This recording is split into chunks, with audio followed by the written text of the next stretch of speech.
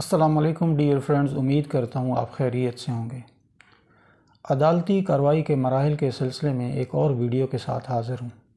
آج کی اس ویڈیو میں ہم جس ٹاپک پر بات کریں گے وہ ہے استغاثہ یعنی پرائیویٹ کمپلینٹ۔ ناقابل دست اندازی جرائم میں تو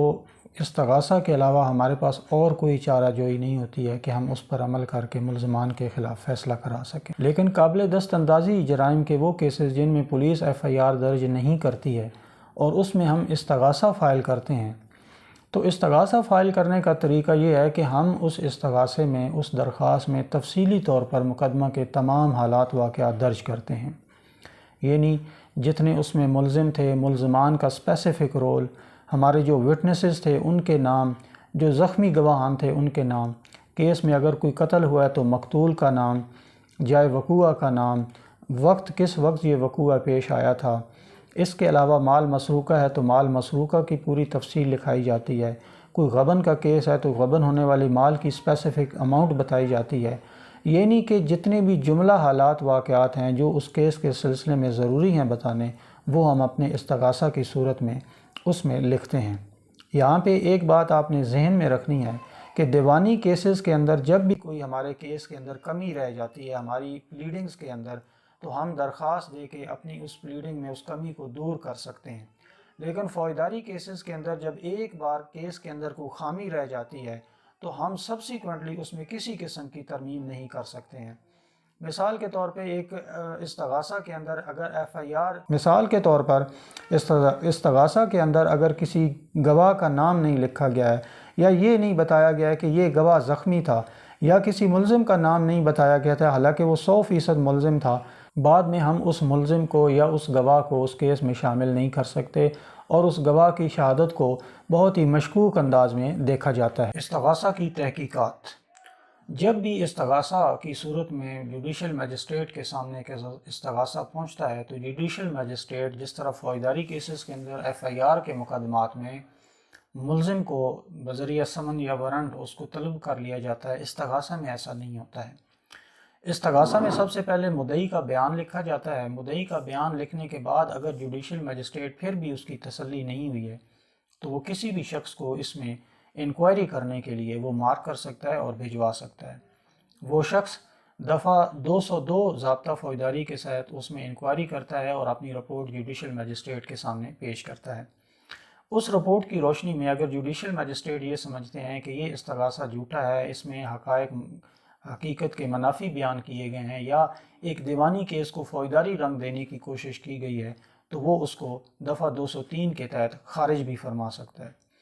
اگر جوڈیشل مجسٹریٹ یہ سمجھتے ہیں کہ یہ حقائق پر مبنی ہے اور اس میں ان کی طلبی، ملزمان کی طلبی ہونی چاہیے، تو پھر دفعہ 204 کے تحت ملزمان کو اس کیس میں سمن کر لیا جاتا ہے۔ اسی طرح اگر کوئی استغاثہ کسی سرکاری ملازم کی طرف سے آیا ہے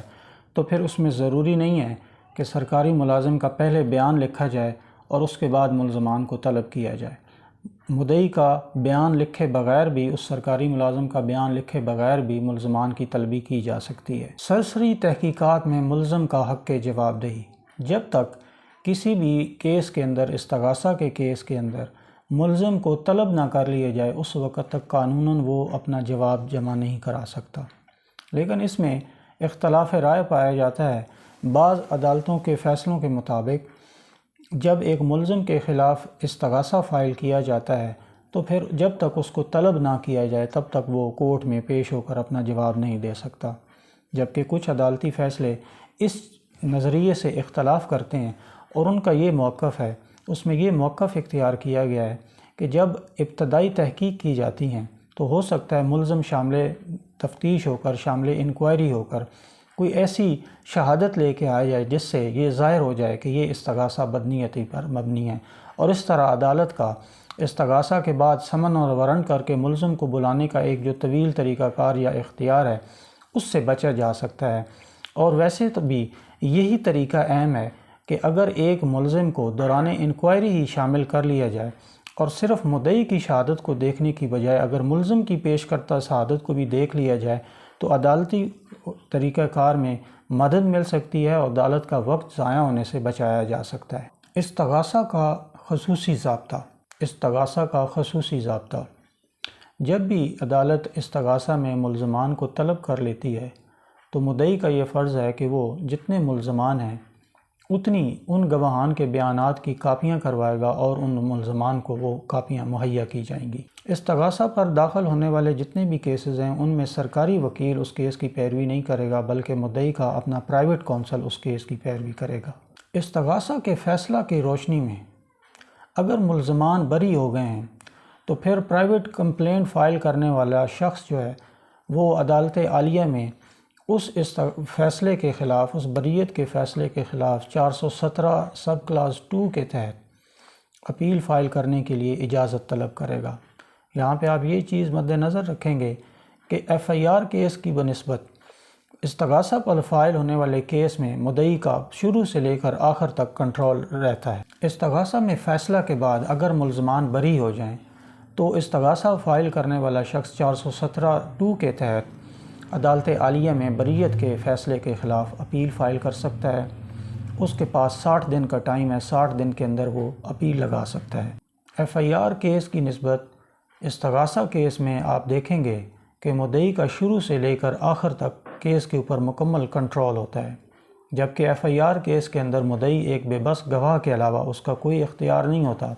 اور سرکاری وکیل صاحب ہی اس کیس کی پیروی کر رہے ہوتے ہیں۔ سرکاری وکیل اپنی مرضی کے مطابق اس کیس میں گواہوں کی شہادت کراتے ہیں اور جس گواہ کو وہ غیر ضروری سمجھتے ہیں اس کو ترک کر دیتے ہیں۔ ڈیئر فرینڈز، امید کرتا ہوں کہ آج کی اس ویڈیو سے استغاثہ کے متعلق آپ کی معلومات میں اضافہ ہوا ہوگا۔